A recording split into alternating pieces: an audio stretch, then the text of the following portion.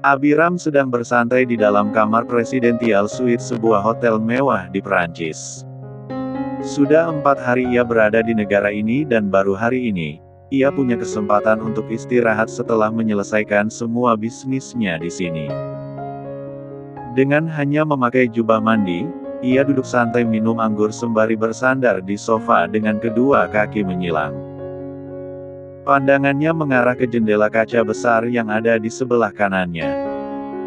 Pemandangan kota Perancis di sana, begitu indah sampai Abi enggan memalingkan wajahnya ke arah lain. Terdengar suara langkah kaki masuk ke ruangannya. Abi masih belum mengalihkan pandangannya meski ia tahu bahwa ada seseorang masuk ke ruangannya. Orang itu adalah Halim sang asisten. Halim langsung membungkuk di depan Abi yang sedang meneguk anggurnya tanpa menoleh sedikitpun. Terjadi sesuatu pada Nona Rea, Tuan. Abi akhirnya menoleh melihat Halim yang berdiri di hadapannya. Kenapa dengan gadis itu? Apa dia membuat masalah? Bukan Nona Rea yang cari masalah Tuan. Ini karena orang tua angkatnya. Mereka mengusir Nona Rea dari rumah dan sekarang, Nona Rea tinggal di kosan. Halim baru saja mendapat laporan dari seseorang yang ia tugaskan untuk mengawasi keluarga Rea. Ia langsung melaporkan masalah ini pada Abi. Kurang ajar mereka. Beraninya mengusir istriku. Apa mereka tidak sadar, kalau mereka sukses karena aku? Apa mereka tidak memandangku? Abi marah mendengar Rea diusir oleh orang tuanya hingga mengumpat dan melampiaskan kemarahannya dengan mengungkit kebaikannya pada keluarga Pak Farid. Kan, mereka tidak tahu siapa Anda. Makanya mereka seenaknya pada Nona Rea.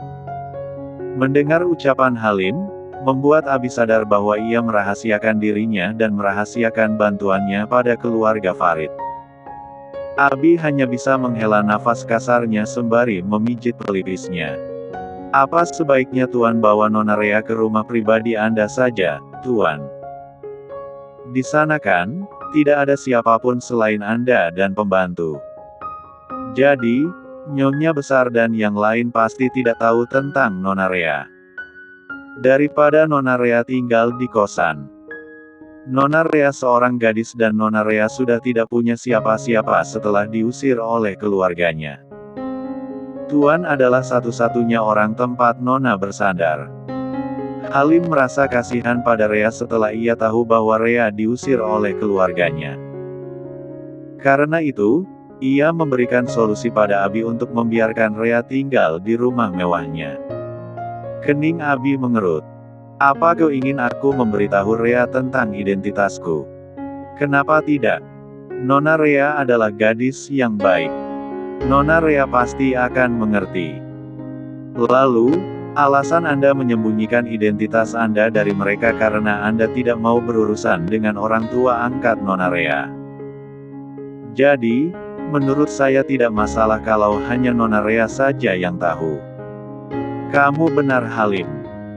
Harusnya tidak masalah kalau hanya Rea saja yang tahu siapa aku, tapi dia pasti sangat marah kalau aku beritahu dia identitasku. Abiram sedikit khawatir tentang Rea yang mungkin akan kecewa padanya jika ia baru memberitahu tentang dirinya. Kalau menurut saya, Nona Rea tidak akan marah, Tuan. Kamu yakin? Tanya Abi. Yakin Tuan. Kenapa kamu yakin kalau Rea tidak akan marah? Tanya Abi. Nona Rea baru mengenal Anda dan Nona Rea tidak mungkin menyukai Anda secepat ini. Saya yakin, Nona Rea hanya menganggap Anda sebagai rekan kerjasama. Jadi menurut tebakan saya, Nona Rea yang tidak punya perasaan apapun pada Anda. Tidak akan peduli dengan kebohongan Anda. Pastinya dia tidak kecewa ataupun marah setelah mendengar kejujuran Anda. Nona Rea malah mungkin akan senang mendengarnya. Entah kenapa Abi malah tidak senang mendengar ucapan Halim tentang perasaan Rea kepadanya. Namun ia tidak menunjukkannya dan hanya memasang ekspresi datarnya saja di depan Halim. Oke, Aku akan bicara dengan Rea dan mengatakan semua padanya. Kamu ambilkan dulu HP-ku di koper. Baik.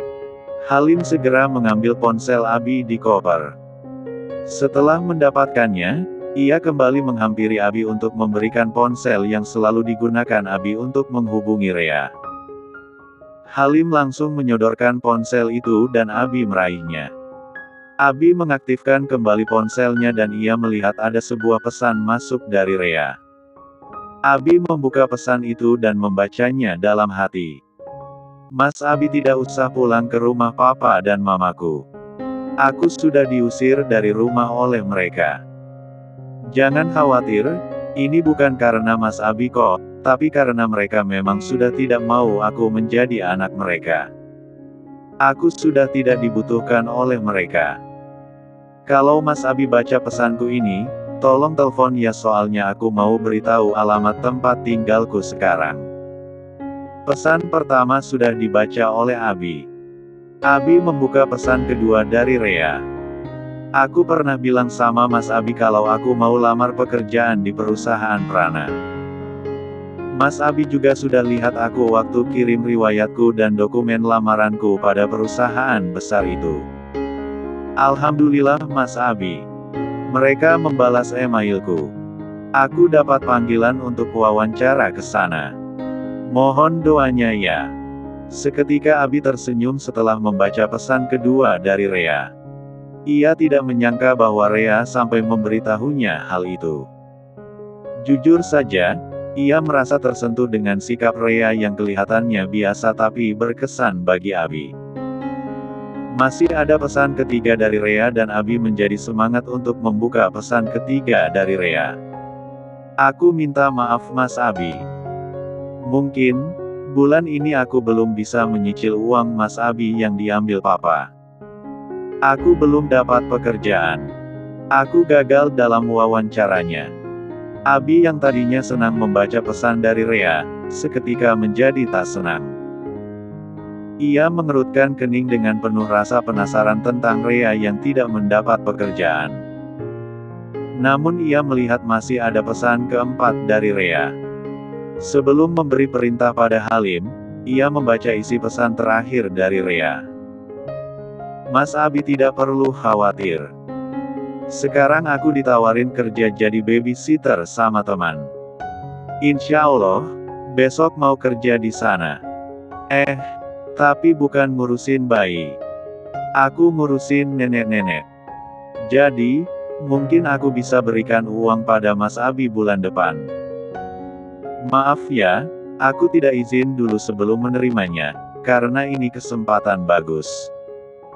Terus, nomor Mas Abi tidak aktif. Lalu, aku juga yakin kalau Mas Abi akan beri izin. Abi tiba-tiba menjadi pusing setelah tahu bahwa Rea menjadi babysitter. Padahal dia kuliah di kampus bergengsi dan nilainya pun bagus tapi dia malah kerja jadi babysitter. Dasar anak itu. Apa dia tidak menghargai kerja kerasnya selama kuliah? Halim menjadi penasaran mendengar ucapan atasannya. Apa yang terjadi dengan Nona Rea, Tuan? Abiram mengangkat wajahnya menatap Halim dengan tatapan tajam. Halim kaget melihat ekspresi dingin atasannya yang seolah marah kepadanya. Apa saya sudah melakukan kesalahan Tuan? Aku sudah bilang padamu untuk meloloskan Rea dalam wawancara itu. Tapi kenapa kau tidak melakukannya Halim? Abi sangat yakin bahwa Rea akan diterima dengan kemampuannya tapi ia tetap mengingatkan Halim bahwa Rea harus diterima kerja di perusahaannya. Saya sudah menginformasikan sama orang-orang yang bertanggung jawab dalam wawancara itu untuk memberikan kesempatan pada Nona Rea menunjukkan visi dan misinya lebih dulu. Kalaupun tidak cocok, mereka tetap harus meloloskan Rea ke tahap selanjutnya. Jadi, kalau mereka tidak melakukannya berarti mereka sudah menentang perintah Anda, Tuan. Orang-orang yang kuberikan kepercayaan itu, tidak mungkin menentang perintahku. Sekarang, kamu selidiki. Apa yang membuat Rea gagal wawancara? Perintah Abi. Baik. Saya akan menyelidikinya segera. Lalu kamu selidiki siapa saja yang bekerja sama dengan Pak Farid. Dan putuskan dana yang aku berikan padanya melalui Baktianto. Mereka sudah tidak pantas menerima dana dariku. Baik. Segera selesaikan semuanya, tegas Abi. Halim pamit meninggalkan ruangan itu. Di luar ruangan, ia menghubungi beberapa orang di perusahaan Prana yang bertanggung jawab dalam wawancara pegawai baru. Setelah mendapatkan informasinya, Halim beralih menghubungi Pak Baktianto dan memberi perintah pada Pak Baktianto untuk menghentikan dana yang setiap tahun diberikan kepada perusahaan Pak Farid selama 3 tahun ini. Setelah Halim menyelesaikan tugasnya, ia kembali masuk ke kamar Abi. Abi sudah berpakaian rapi. Ia duduk di sofa sembari mengecek email masuk di tabletnya. Halim melangkah menghampiri Abi.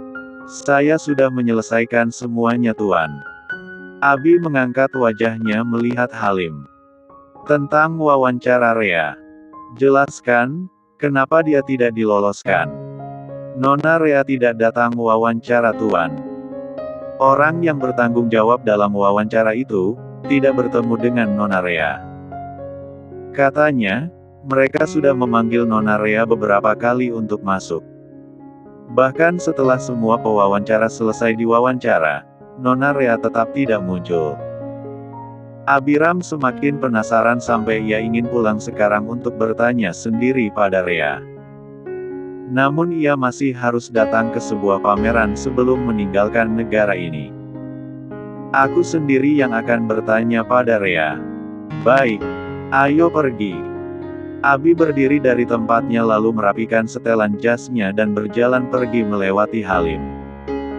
Halim segera menyusul bosnya. Di ruang kantor Pak Farid. Apa?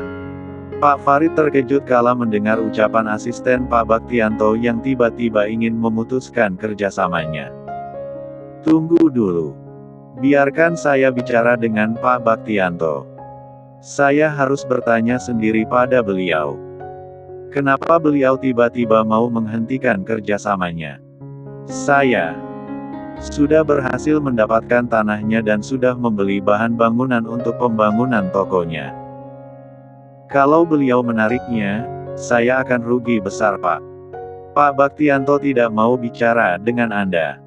Dan ini sudah menjadi keputusannya. Lebih baik Anda cari orang lain saja. Apa alasan Pak Baktianto melakukan ini?